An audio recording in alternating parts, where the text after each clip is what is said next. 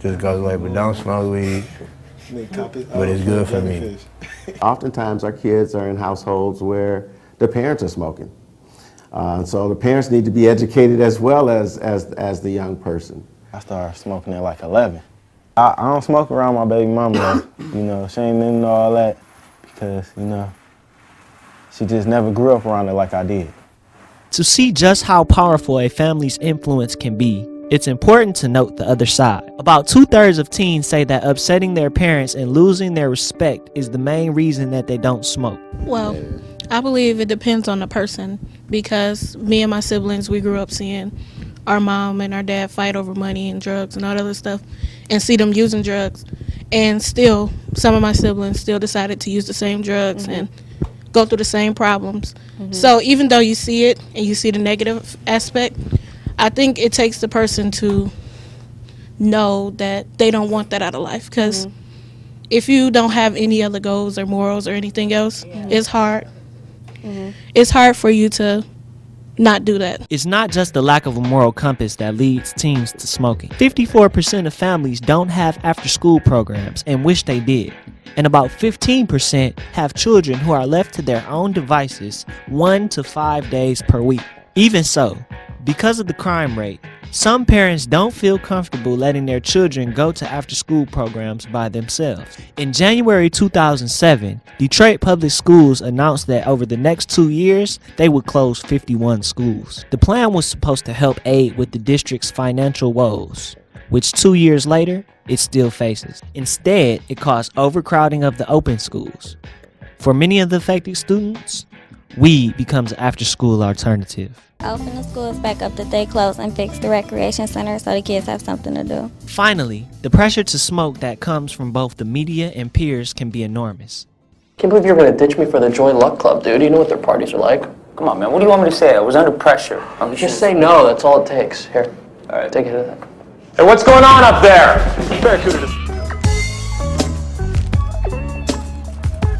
Damn. All you do is smoke weed.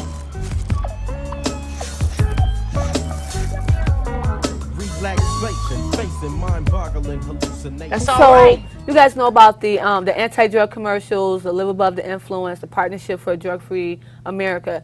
When you sitting at home and you're watching these commercials come on, what comes in your mind when you see them? Do you think that they're corny? Do you think that they're effective? Do they change your mind about using drugs?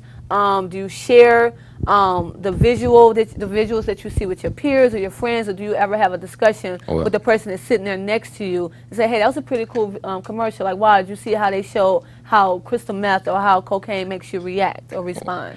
Personally, I think the commercials are pretty much corny, because not saying that it's not sending a good message, but I think the most influence that's around teenagers or whatnot or young kids is the rappers. So I figure if the rappers give off more positive information, if they telling kids not to smoke weed, like to go to school, encourage more of that, I think that'd play a bigger influence than a commercial would.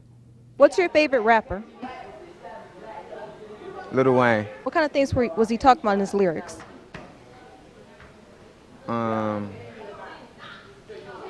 He talks about money, clothes, cars, girls, and weed. Even with the constant bombardment of images and messages, some teens still don't believe that the media has any effect on them. They really had no type of influence with me starting to smoke. However, teens see more than 20,000 30-second commercials every year. The average person sees 2 million by the time they are 65. Scattered throughout the city are a number of Colt 45 billboards.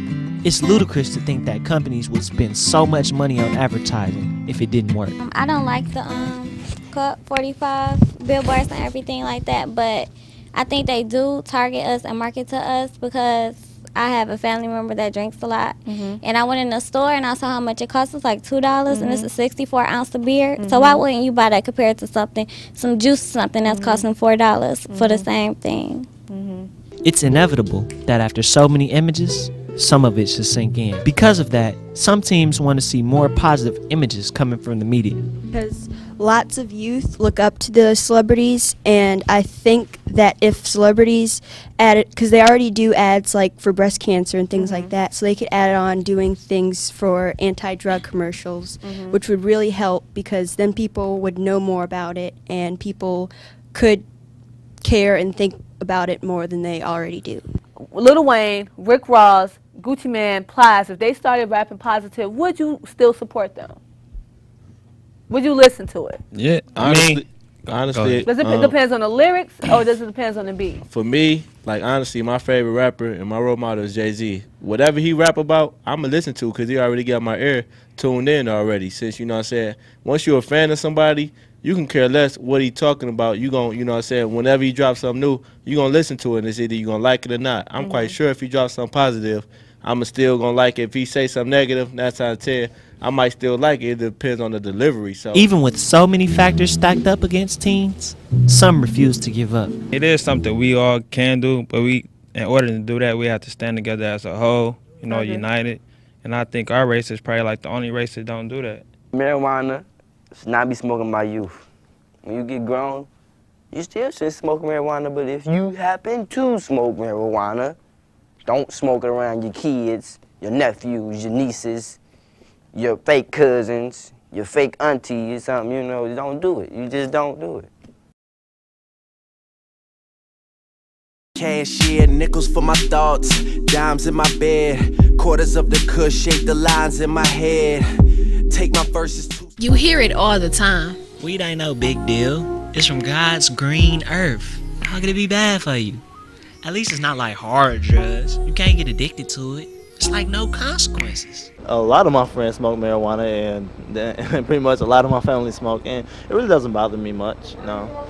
In my opinion, it's not like they're doing heroin, and when I actually, you know, if anything, like, I would rather them quit smoking cigarettes, because that's actually killing you right there. But is marijuana truly less dangerous than smoking or other drugs?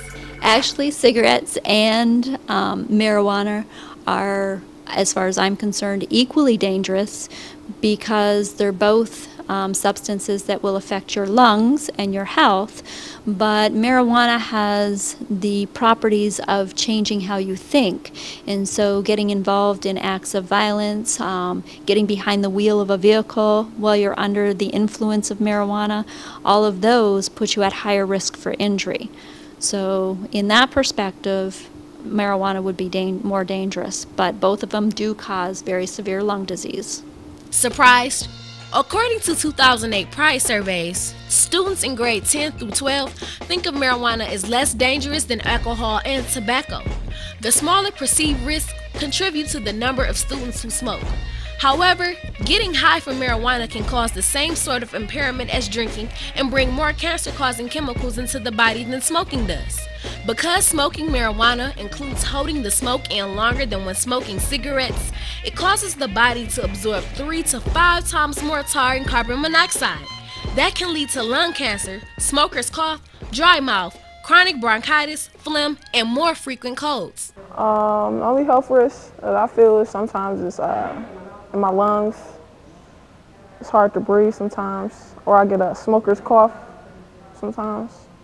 Marijuana not only affects a user's ability to breathe, it also affects the user's brain.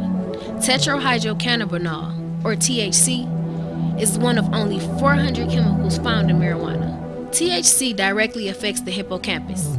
That's the area of the brain that is responsible for learning, memory, controlling emotions, controlling senses, and learning behaviors. See, I can't blame me on weed. No, I don't know if it affected me. You know what, my short-term memory, to be perfectly honest with you, sometimes it's not as well as it should be. Smoking marijuana affects the brain's short-term memory. Smokers believe because their long-term memory is intact that they have no cause for concern. However, the short-term memory is